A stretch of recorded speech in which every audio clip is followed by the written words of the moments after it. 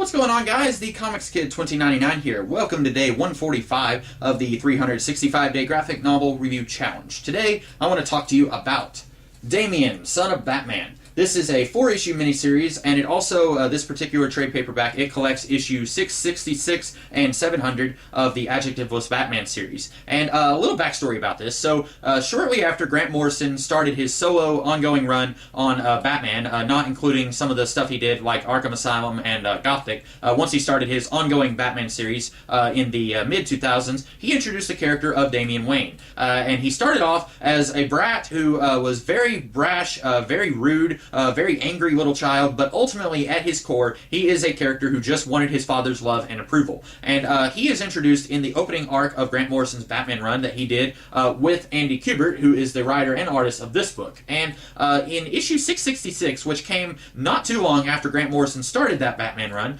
we get a glimpse into a possible future where Damian Wayne is the new Batman. And Barbara Gordon is the commissioner. She does not like Damian as Batman. And then Damian has a cat named Alfred. There's lots of little references to stuff that would come later on in Morrison's run, like Professor Pig and the Flamingo, stuff like that, that was introduced and fleshed out a little bit later on in Morrison's run.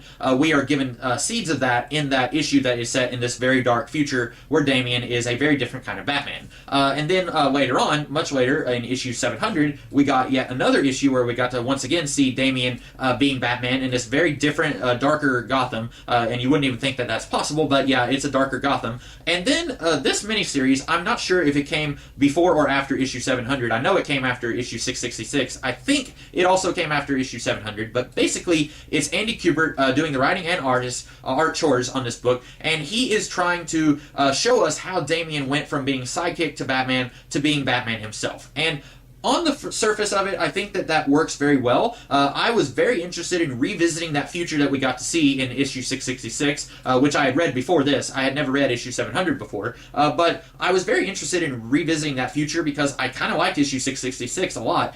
Here, this story does not make any sense at all. In fact, I don't know if I can say that there is anything redeemable about this story, and it hurts me to say that because I like Andy Kubert's art quite a bit. It's not for everyone, but I like it quite a bit, and that's partly nostalgia speaking because I liked his early work, well, not early work. I first came into contact with his work on the Origin miniseries for Wolverine in the early 2000s, as well as Ultimate X-Men. He and his brother, they both have worked together on stuff before, but I really like his artwork, and I wanted to like this book because I also like the character of Damian Wayne. Unfortunately, like I said, this book is horrible. Nothing about this makes any sense. So let me just start at the very beginning. This story begins with, I want to say it's about 10 years in the future. Damian looks like he's maybe 18 or 20 years old, and he is the sidekick to Dick Grayson, who's the Batman, and they are investigating some clownfish, Joker fish, if you will, and then Dick Grayson dies in an explosion. For some reason, Dick doesn't hear this bomb ticking, but Damian, who's like 30 or 40 feet away, he does hear the bomb, and so Dick dies, and then Damian goes back to killing bad guys, and then Alfred is telling him, hey, you shouldn't do that. Bruce Wayne comes from somewhere and tells him, hey, you shouldn't do that, and then they get in a fight, and then Damian stabs Bruce, and then he is sick and in a hospital bed for the rest of the story. I have no idea where Bruce was while Dick was being Batman, other than just being retired. That doesn't make any sense because Bruce seems like he's in top physical shape here. It's not like in Batman Beyond where he had a heart attack and he had to stop being Batman, and also he was disgusted with himself because he had to pull a gun. It's nothing like that. Bruce was just somewhere not being Batman, and then he comes out of nowhere to fight Damian and say, I don't want you doing this anymore. And then Damian has to spend the rest of this book trying to make his father proud and become the kind of Batman that his father would want him to be. That ultimately doesn't make any sense because in Batman issue 666 we see that Damian is perfectly willing to kill people, and so ultimately his character arc here is trying to be the Batman that his father would want him to be, but we already know that he's not going to become that kind of Batman since we've already seen him active in issue 666. Also, the whole plot, if you will, of the story is that Damian is trying to investigate who killed Dick Grayson. And we don't ever get any conclusion to that storyline. We don't know who killed Dick Grayson because we are told that the Joker has been missing for a very long time. And then Commissioner Gordon, the original Commissioner Gordon, Jim Gordon, he is a priest now for some reason, and he is giving Damian all of this emotional support throughout this book. And then at one point he says something like, you still have to go after the Joker. And Damian's like, wait a minute, I never told you about the Joker. And then he goes over to the booth where Gordon is sitting in, because it's in a Catholic church, and Gordon is gone. Ooh, is he the Joker? Is he this new Joker guy? And then we see there is a new Joker, and he looks hideous, he looks terrifying, and then we never find out if that's the old Commissioner Gordon, if he was, for some reason, pretending to be the new Joker. We don't know. And then Damian, like, seemingly fatally wounds that new Joker, but he doesn't actually kill the new Joker. And then the old Joker just comes out of nowhere, and he shoots the new Joker, and we still don't know who killed Dick Grayson. We don't know what was going on with Jim Gordon. Was he the new Joker or not? Was he just in league with this new Joker?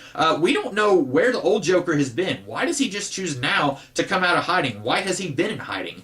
This book does not come together like Andy Kubert thinks that it does. And I hate to say it, but I think it's because Andy Kubert does not have any experience actually telling a story on his own. And I don't want to belittle the achievements of an artist in a comic book and their contributions to a comic book, because an artist, when they're doing art in a comic, they are also telling a story, much like the writer is. The writer is just putting words in, basically for clarification. And even when a writer is coming up with a story and the artist is basically just there to draw whatever is in the writer's head, the artist is still helping in telling the story. So I don't want to say that Kubert does not have any experience in telling a story, but I think on his own, he needed a little bit more practice before he could do something like this. I have a feeling that everything that he had worked on before now, he was basically leaning on the writer and expecting them to tell the story so that he could draw something. For example, when he was working with Morrison on the Batman books in the mid-2000s, I expect that Morrison basically said, okay, now I want you to have Batman punch this Man-Bat. And then Kubert says, okay, I will do just that.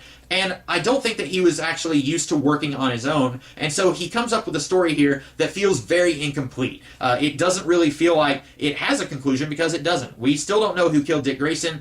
We still don't know what pushes Damian from going to being a Batman that his father would be proud of to being the kind of Batman that we see him being in Batman issue 666. This story is not very good. Also, if you are a fan of Damian Wayne, I would not recommend that you read this story. I like Damian Wayne. I know a lot of people really don't. He doesn't even feel consistent with Damian Wayne of the comics. Somehow, he feels less mature, he feels more childish here as a 20-something-year-old than he does when he's 10 years old in the main present-day DC universe, which is amazing. You would think that he would be more mature than he was when he was a kid, but that's something that also kind of grinded my gears a little bit. But overall, unless you see this really cheap somewhere and you just want to see just how bad it is, I would not recommend that you read this book. There's really, like I said, nothing worthwhile about this. If you like Kubert's art, maybe you'll enjoy this more than I did. I like Kubert's art, and the story just really blew me away with how awful it was. I did like issue 666 and issue 700, but you can read those in other trade paperbacks elsewhere, and you don't have to read this awful miniseries in order to read those issues. So those are my very harsh thoughts on this miniseries, but ultimately I think that it was worthy of those harsh thoughts. Let me know if you guys agree. What did you think of Damian, son of Batman? Let me know in the comments below, and be sure to like, share, comment, and subscribe, and also I will be back tomorrow with a different video. In the meantime, you guys have a great rest of the day. Catch you later.